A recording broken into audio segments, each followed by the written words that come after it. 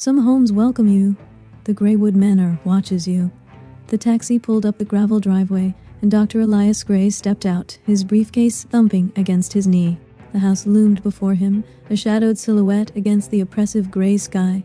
Greywood Manor had always been a myth to him, a name whispered in his mother's letters, never a place he'd seen with his own eyes. Now, it was his. "Thank you," he said, paying the driver and watching as the car disappeared into the fog that clung to the forest's edge. The quiet was thick, broken only by the occasional rustle of leaves and the distant call of a solitary bird. The manor looked tired, ivy climbing its sides like veins, windows staring out like blind eyes. He felt an uncomfortable shiver run down his spine, but he shrugged it off as nerves. Inside, the air was heavy with dust and the scent of long-forgotten lives. The furniture was draped in sheets, the floorboards creaking beneath his feet as if complaining of his intrusion. Elias had never been one for nostalgia, but as he walked through the grand hallway, he couldn't help but wonder what secrets this place held. It was his first night in the manor when he found the tapestry. It was in a corner of the library, a faded piece of fabric depicting a scene from some forgotten fairy tale. He tugged at a loose thread and realized it was covering something. With a sense of childlike curiosity, he pulled it aside to reveal a hidden door. The wood was old, the brass handle cold and unyielding. He took a deep breath and pushed it open. The room beyond was unlike any he'd seen in the rest of the house. It was a study, lined with bookshelves that groaned under the weight of ancient tomes and peculiar artifacts.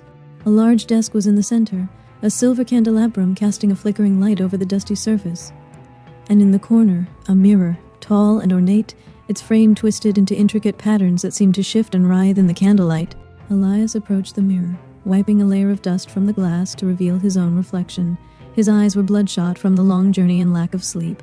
He stared into his own gaze, feeling an uncanny pull towards the glass. It was then that he heard it, a faint whisper that seemed to come from the very walls themselves. "Welcome home, Elias." He spun around, heart racing, but the room was empty. Only the candle flames danced in the sudden draft, shadows playing tricks on his eyes. But he knew what he heard. His grandmother's name was Moira, but she'd always called him by his full name. It couldn't be her, she'd been dead for weeks. Yet the voice was unmistakable. He stepped closer to the mirror, the whisper growing louder, clearer. It was a woman's voice, old and cracked, filled with a warmth that seemed to beckon him closer. "You've found me," it said. "Now you must set me free." Elias took a step back, his mind racing. He was a scholar of folklore, not a believer in the supernatural. But something about this place, this mirror, didn't feel right.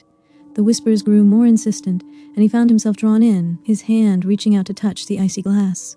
The moment his skin met the mirror's surface, the room spun. His reflection shivered, the image of his study warping and twisting before his eyes. And in the heart of that twisted reflection, he saw a symbol, a 7-pointed star surrounded by a ring of fire, burning with an intensity that seemed to reach out and grasp his very soul. He stumbled back, his hand recoiling as if burned. The whisper grew to a cackle, echoing through the room, and the candles flared, casting monstrous shadows upon the book-lined walls. The dust stirred into whirlwinds, swirling around him as if alive. Panic set in, his heart hammering in his chest. He had to get out, had to escape whatever madness this mirror was invoking. But the door was gone. In its place, the bookshelves stretched on endlessly, their contents shifting and sliding into a maze that had not been there before. Elias felt a cold, clammy hand close around his wrist. His reflection reached out, pulling him back towards the mirror, its eyes alight with a malicious glee. He shouted, trying to break free, but his voice was swallowed by the void. The reflection grew more solid, its features shifting to that of a creature not of this world. Elongated and twisted, with eyes that swirled like black pools of ink. It spoke to him with Grandmother Moira's voice, whispering incantations that sent chills down his spine. Elias realized with horror that he had stumbled upon a dark ancestral secret. His grandmother had been part of Occult, the seventh reflection, and this mirror was their gateway to an eldritch realm. He had triggered something ancient and terrible. The creature grew stronger, its grip unyielding. He had to find a way to stop it, to close the portal before it consumed him and all he knew. But the whispers grew louder, the symbols clearer, and despite his fear, his curiosity and academic fervor began to take hold. The next few days were a blur of research and ritual.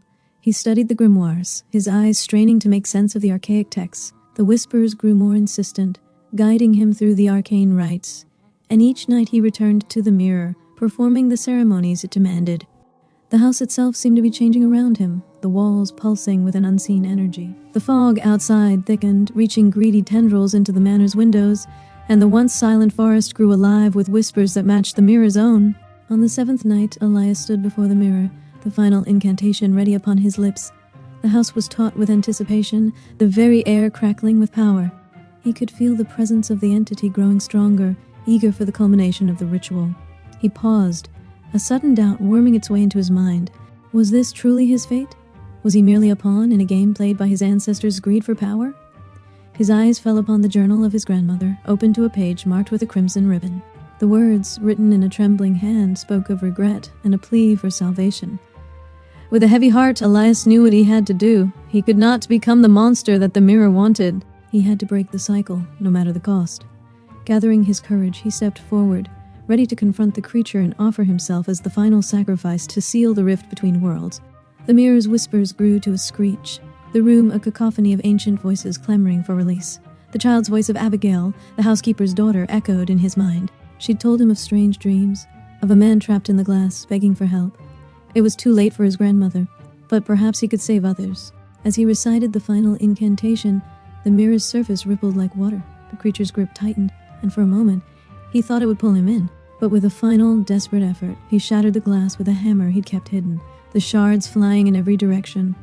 The room grew silent, the whispers ceased, and the oppressive fog lifted from his mind. The mirror lay in ruins before him, the creature's howl of rage fading into the ether.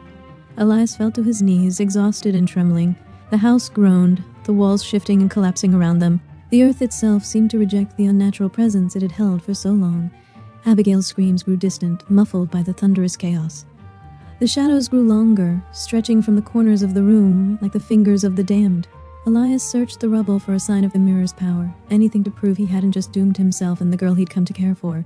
His hand closed around something smooth and cold, a single shard of the shattered glass. The fragment thrummed with the echoes of the rift's power, pulsating like a dark heartbeat. With a sudden burst of strength, the mirror entity's shadowy form emerged from the wreckage, coalescing into a human-like shape with his grandmother's features. Its eyes, pockets of void, bore into his soul, and the room grew colder than any winter's night. "You dare to defy me?" It rasped, its voice now a chorus of whispers and wails. "You will pay for your hubris, Elias Gray." He knew then that the battle was not over. The entity had not been destroyed, it had only been contained. The shard in his hand grew warm, whispering a desperate plea for release. The creature stepped closer, its form flickering like a candle flame, reaching out with a hand that ended in sharpened claws. Elias stood firm, the fragment of the mirror gripped tightly. He had to believe that he could still save the innocents caught in this nightmare, that he could redeem his family's legacy. He whispered an ancient incantation, one that spoke of banishment and redemption, feeling the words resonate through his very bones. The creature recoiled, its form wavering like a mirage in a desert heat. The room trembled as the power of the rift clashed with the purity of his intention.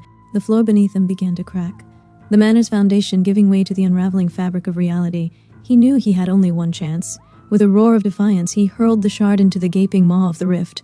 The air shrieked as the shard pierced the void, and the room was bathed in a blinding light that seemed to consume everything. The mirror cracked, not with a sound, but with a sigh, as if the house at last could rest. When the light faded, the room was empty. The entity was gone, the rift sealed. Elias staggered to his feet, his body bruised and his mind frayed.